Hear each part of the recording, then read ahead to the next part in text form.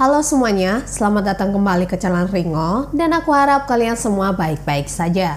Di video hari ini kita akan membahas kasus yang paling gila yang dilakukan oleh Rodney Alcala yang lahir pada tanggal 23 Agustus tahun 1943 di San Antonio, Texas, Amerika Serikat. Dia tinggal bersama kedua orang tuanya dan kedua saudara perempuannya hingga pada saat Rodney berusia 8 tahun, ayah Rodney membawa keluarganya pindah ke Meksiko dan tinggal bersama neneknya yang saat itu sedang sakit. Tapi 3 tahun kemudian setelah neneknya meninggal, ayah Rodney justru pergi meninggalkan istri dan anak-anaknya tanpa alasan yang jelas. Tidak mau larut dalam kesedihan ini, ibu Rodney membawa ketiga anaknya tinggal di pinggiran kota Los Angeles dan memulai kehidupan baru mereka di sana. Sementara Rodney sendiri tumbuh besar seperti anak-anak pada umumnya. Dia dikenal sebagai seorang anak yang baik, anak yang hormat pada orang tua dan juga dikenal sangat cerdas. Bahkan setelah dia menyelesaikan sekolahnya, dia bergabung dengan Angkatan Darat Amerika Serikat sebagai juru tulis. Tapi hal itu tidak bertahan lama karena 3 tahun kemudian dia diberhentikan setelah dia mengalami gangguan saraf dan dia juga sempat dirawat di rumah sakit setelah dia didiagnosa dengan gangguan kepribadian. Rodney kemudian pulang ke rumah ibunya di mana kesehatan mentalnya menjadi lebih baik dan dia juga memutuskan untuk masuk ke sekolah seni rupa UCLA.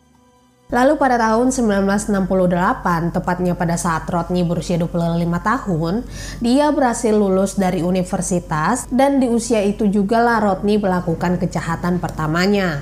Jadi pada bulan September tahun 1968, Rodney mencoba memikat seorang anak perempuan yang berusia 8 tahun yang bernama Tali Saviro untuk masuk ke dalam mobilnya. Tapi untung saja saat itu ada pengendara lain yang melihat kejadian tersebut dan mengikuti mereka sampai ke apartemen karena dia melihat mobil Rodney tidak memiliki plat kendaraan. Jadi dengan cepat dia melaporkan hal ini ke kantor polisi. Lalu setelah polisi tiba di apartemen tersebut, mereka memang mendengar suara Rodney saat mereka mengetuk pintu. Tapi karena Rodney tidak juga keluar, polisi akhirnya membuka pintu itu secara paksa dan menemukan seorang anak perempuan tergeletak di lantai dengan kondisi yang mengerikan. Mereka melihat ada banyak darah di ruangan tersebut dan mereka sempat berpikir kalau anak perempuan itu mungkin sudah meninggal. Tapi untung saja mereka datang tepat waktu, jadi anak perempuan itu berhasil diselamatkan. Tapi sayangnya setelah polisi memeriksa seluruh apartemen, mereka hanya menemukan beberapa kartu identitas di mana mereka bisa mengetahui kalau si pelaku adalah Rodney Alcala. Mereka juga menemukan peralatan fotografi dan ada begitu banyak foto wanita-wanita muda. Sementara Rodney sendiri berhasil melarikan diri ke New York dengan menggunakan identitas baru sebagai John Berger. Tidak hanya itu saja, dia juga mendaftar di sekolah film di New York University, bahkan berhasil lulus dalam waktu 3 tahun, tepatnya pada tahun 1971. Memasuki tahun 70-an, Rodney tetap melanjutkan hidupnya dengan identitas sebagai John Berger dan mendapatkan pekerjaan sebagai konseling di sebuah camp seni di New Hampshire. Tidak hanya sebagai konselor, Rodney juga ternyata bekerja sebagai fotografer freelance di Manhattan. Sebenarnya sejak Rodney kuliah, dia juga sudah bekerja sebagai fotografer freelance dan telah menyebabkan banyak wanita meninggal dunia. Tapi sayangnya, polisi sama sekali tidak memiliki petunjuk yang mengarah langsung pada Rodney. Lalu pada tahun 1971, Rodney kembali melakukan aksinya pada seorang pramugari yang bernama Cornelia Creeley yang berusia 23 tahun di apartemennya di Manhattan, dan pada saat dia ditemukan, mereka menemukan ada bekas gigitan di payudara kirinya. Tapi sayangnya, karena kurangnya bukti, jadi polisi sama sekali tidak memiliki petunjuk apapun mengenai si pelaku. Sebenarnya setelah kasus Tali Saviro sebelumnya, FBI sudah memasukkan nama Rodney dalam daftar 10 orang teratas yang paling dicari dan poster itu sudah tersebar di mana-mana.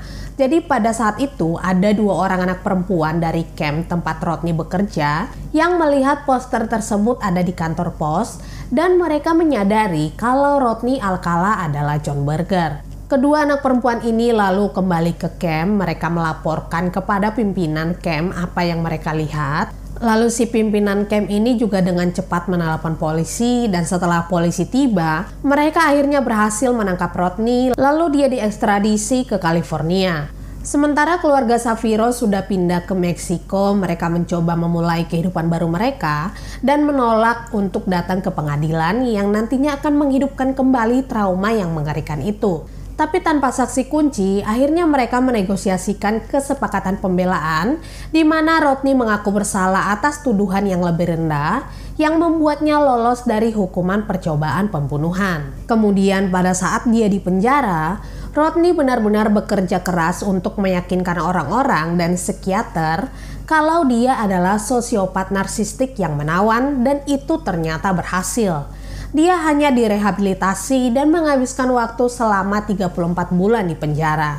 Tapi 2 bulan kemudian, Rodney kembali ditangkap setelah dia membawa seorang anak perempuan yang berusia 13 tahun secara paksa, membawanya ke tempat terpencil, memaksanya merokok, dan mencoba melakukan sesuatu yang tidak sepantasnya. Tapi untung saja penjaga taman yang melihat kejadian tersebut segera melapor ke polisi, dan Rodney kembali berakhir di penjara sampai tahun 1976 karena telah melanggar pembebasan bersyaratnya. Lalu setelah Rodney bebas, dia pergi ke New York, dan pada tahun 1976 dia mendapatkan pekerjaan sebagai penata huruf untuk waktu yang cukup lama. Sementara di malam hari, Rodney kembali memikat gadis-gadis muda untuk menjadi bagian dari portofolio fotografi profesionalnya. Tapi kemudian Rodney ditangkap untuk diinterogasi mengenai kejahatan ini, tapi dia kembali bebas berkeliaran di jalan, jadi dia kembali melakukan aksi gilanya. Lalu pada tahun 1978, Rodney yang diyakini telah menyebabkan 2 orang wanita meninggal diterima sebagai kontestan di sebuah acara dating game. Meskipun dia telah menjadi seorang terpidana, dia ternyata berhasil memenangkan kencan dengan seorang wanita yang bernama Cheryl Bradshaw, yang kemudian menolak pergi dengan Rodney karena dia melihat Rodney begitu menyeramkan. Tidak hanya Cheryl, kontestan pria lainnya juga menggambarkan Rodney sebagai pria yang aneh dengan pendapat yang aneh.